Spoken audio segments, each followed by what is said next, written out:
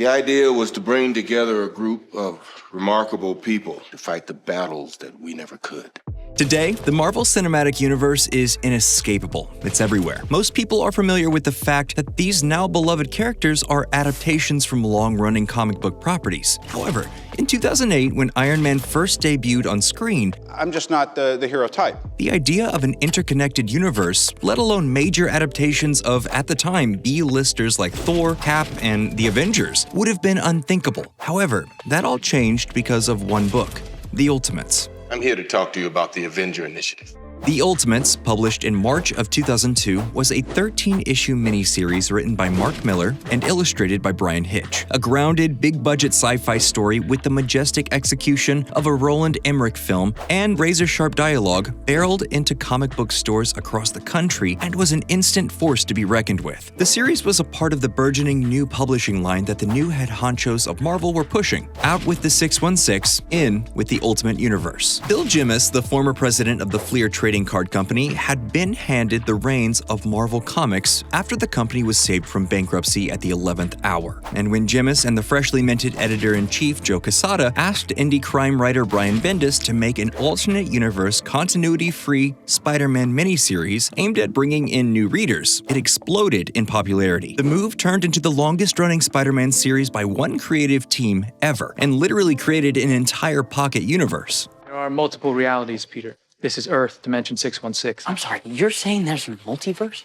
After the runaway success of what was eventually titled Ultimate Spider-Man, Marvel went to young upstart Scottish writer Mark Millar to see if he had a take on an ultimate version of the X-Men. He did. He basically combined the best of early years of the book with a sleek aesthetic of the Fox films. You actually go outside in these things? What would you prefer? Yellow spandex? Drawn by the Kubert brothers, this book marked hit number 2 for the rapidly developing imprint. So, now Jemas and Quesada had a branding play. Expand these two experiments into an entire line of new reader-friendly titles that would reposition the floundering post-speculator crash company as a force to be reckoned with. Only thing they could have never anticipated is that this single move would be the pivotal moment that would ostensibly guarantee the existence of the MCU. Instead of waiting for screenwriters and directors to decide how a comic character would look on screen, Millar and Hitch decided to make a movie on paper. What this would manifest would be arguably the most important book of the next 20 years. The work they would create would stylistically and narratively undergird almost every decision that Marvel Studios would make. Going forward in time to see all the possible outcomes. How many did we win? 1.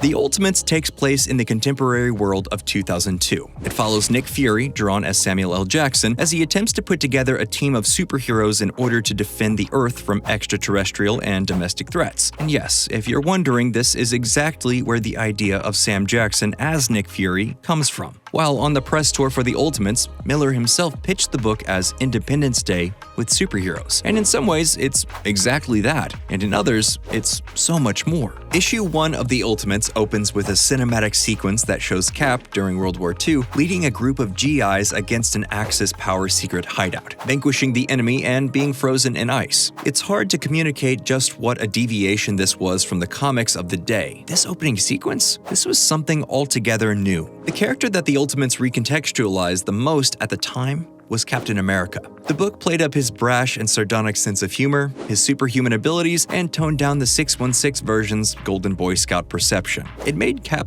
cool, in the most 2001 way possible. All of these decisions, especially Hitch's Captain America costume designs, filtered straight into the MCU. Sure, they chose to embrace a slightly more lighthearted characterization of Steve Rogers. That is America's ass.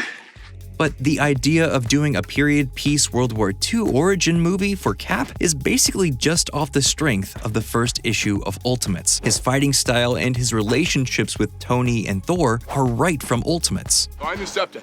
And for gosh sake, watch your language.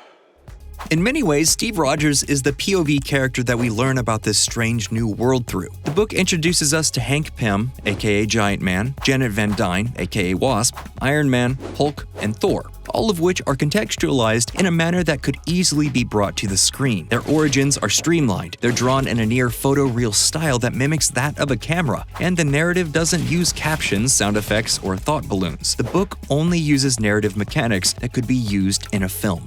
Okay. You ever see this really old movie, Aliens? And here's the craziest part.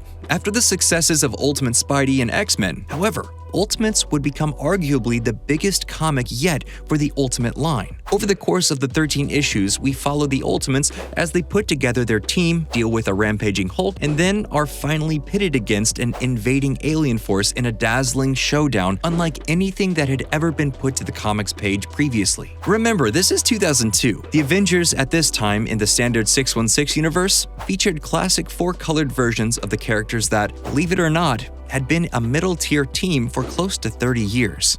Brian Hitch's version not only looked like they could be in a movie, they looked like they were the movie version. He was the artist who shaped the aesthetic more than any other since. Yes, Jack Kirby created the Avengers, but Hitch laid out the roadmap for how they and virtually every other character were to be adapted. So what did Marvel do next? They tried to do it again, obviously. I like it.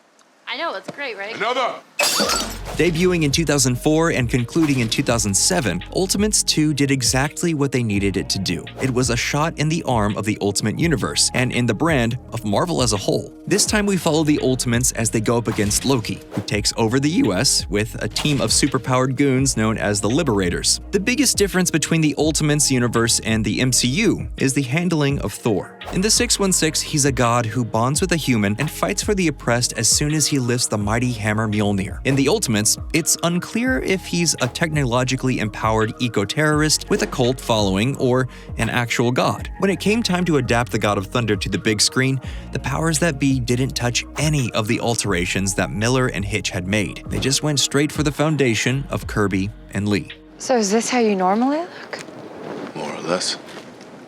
It's a good look. When asked about the Ultimates being the roadmap for the MCU, Miller said, "Our first storyline was basically Independence Day with superheroes, Loki being the villain from our second book. Kevin Feige was a big fan of the books and told us it made him realize an Avengers movie could actually be a lot simpler than they'd thought. But that's not all where the influence of the Ultimates stops. Sam Jackson's Nick Fury showing up at the end of Iron Man, straight from the Ultimates. In The Incredible Hulk, when they throw Bruce Banner from a helicopter in order to get him to change into the Hulk, right from the Ultimates. Cap jumping out of the Quinjet in Winter Soldier without a parachute, directly from the Ultimates. Before we get started, does anyone want to get out? But that's not at all where the influence of the Ultimates stops. But those are the pedantic, literal adaptations from the Ultimates. It's really more the aesthetic, the feeling, and the scope of the narrative that the MCU puts forth. It just is the Ultimates. Those two books provided the backbone of an entire multi-billion-dollar industry. They provided the jumping-off point for how to faithfully and accurately adapt 60-year-old characters into the world of today. Well, that's it for this video. What do you think? What iconic comic book storyline or book should we do a video about next? Let us know in the comments down below, and as always, please like, share, and subscribe for more videos just like this.